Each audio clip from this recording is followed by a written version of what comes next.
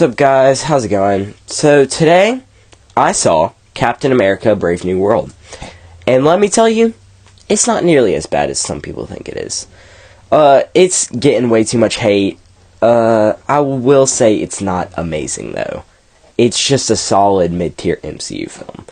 There are some things I like, some things I dislike, some things I'm just mad about, some things I really just don't care about, you know? That always happens in movies. So let's get into some of the good. First, actually, let me go through the background of this film. I think the first Captain America movie was supposed to be Falcon and Winter Soldier, but they decided to turn that into a TV show when Marvel decided to go that direction and go off the rails on the TV show. The whole thing, we all know how that went. Didn't go well. That's all I can say. This movie was originally supposed to have so many things that didn't make it into the final cut, and the reshoots really did not help with this movie at all. But yeah, a lot of us know the history behind this if you've just been keeping up with it. Anthony Mackie as Captain America is something that a lot of people don't like. I honestly don't mind it at all. I think he's a solid Captain America. I say he's no Chris Evans, but who can be?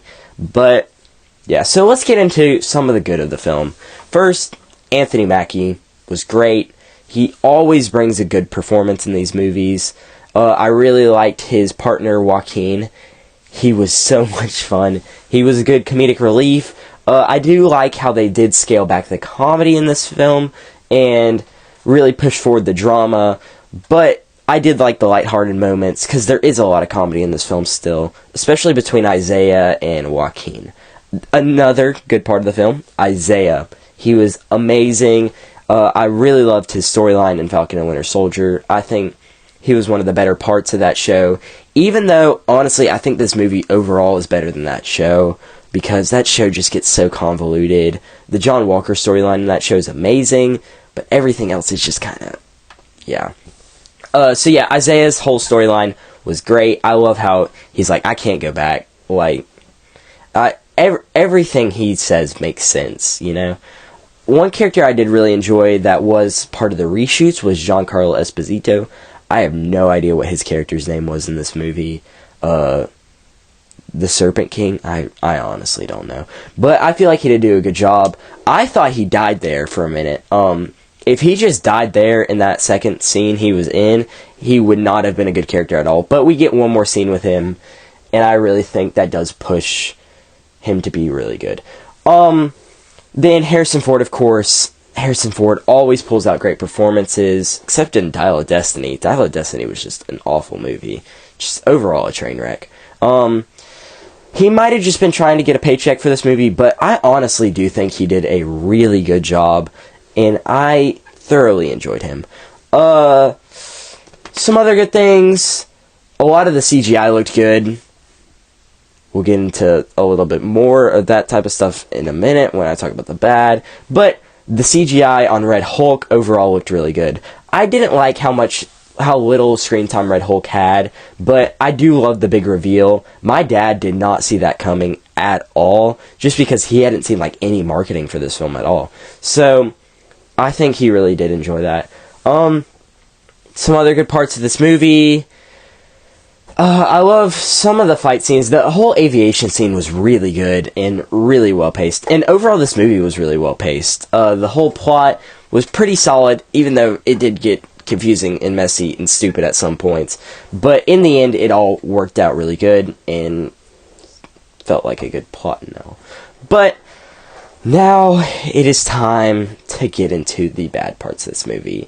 And let's just start off with the main controversy of this movie, Ruth. Ruth was originally supposed to be a character who was an Israeli warrior, like a superhero type figure, and they nerfed her because of the whole thing going on with Gaza and all that, just so they don't cause controversy, which I don't blame Disney for doing that, but honestly, it makes the character so much worse and just makes her not an interesting character at all. She could have easily been replaced with Yelena, Sharon Carter, Scarlett Johansson's Black Widow, even though she's dead. You know, she could have easily been replaced by anyone. And her character was so dumb. They should have made her Sharon Carter, just because we would have gotten that interaction back from Falcon and Winter Soldier. That whole post-credit scene at the end of that wouldn't have been useless and would have actually gone somewhere here. You know, that's one big problem I do have with that, is because she's set up to be a villain, and she's never been used. And that show came out in 2021, and it's 2025. It's 4 years later. Marvel, you gotta finish some of your loose ends. Speaking of loose ends that were finished, the Leader. I did not hate this villain at all. He was a weaker villain in the MCU, but I overall didn't hate him. The CGI, I think it was CGI. It might have been makeup. I really don't know. The CGI overall wasn't bad on him. I do wish they gave him that giant green head. I feel like that would have looked a lot better than what we got. Bro looks like Swamp Thing or something. I don't even know. He looks freaking creepy. Yeah, and that overall character wasn't bad. The performance kind of cooked, not gonna lie. But nobody really wanted to see him come back. I don't think he was a bad villain in this movie, but nobody wanted to see him come back. That was just a loose end we thought was never going to go anywhere. And we were all okay that it wasn't going to go anywhere. Some of the Incredible Hulk plot lines that were finished in this film didn't make much sense at all to me, just because it's been a while since I've seen that movie. But it was kind of confusing.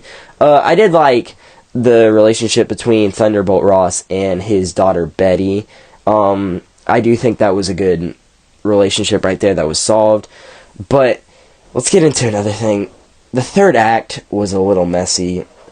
Red Hulk should not have been in the marketing at all. That reveal was so good. If that wasn't in the marketing at all, this movie would have been a lot better, because it would have been a surprise. It almost would have been like Toby and Andrew in No Way Home, you know? Not quite to that scale, but near that, you know? One big problem I do have with the third act is the green screen. The green screen was so bad from those reshoots in that third act. There were a couple times throughout the movie which I could kind of tell it didn't really get bad until that final ending, which is another one of these movies where I felt like the ending reminded me a lot of Shrek the Third, which is not a good thing. You can't keep giving me these endings where you don't have to be the villain, you can be a hero like me. Those endings are so stupid. What the heck? Why are we still doing this in 2025? This is such a played out trope, and I hate it. It is in literally every kid's movie ever, and it's driving me insane. And it's in this movie. Why is it in this movie, Marvel? Why? I would have rather have Sam Wilson killed Red Hulk than have this in this movie, where he's like, you don't have to be the bad guy, just remember your daughter Betty. No! Yeah, the green screen in this movie is kind of trash. Overall. They need to quit rushing these movies. The reshoots, they could have delayed this movie and just fixed that green screen, because it looks so bad. Like, atrociously bad. Some other things I did not like about this movie. The fight scenes in this movie were kind of trash. Besides that aviation scene, this director just did not have the sauce with this movie. He couldn't give us those Winter Soldier fight scenes that were just chef's kiss. Yeah, the fight scenes weren't amazing. They weren't awful, but they weren't amazing. One thing I did like is they really did dial back the humor, and I feel like that does give the few comedic moments in this movie a little pop, you know?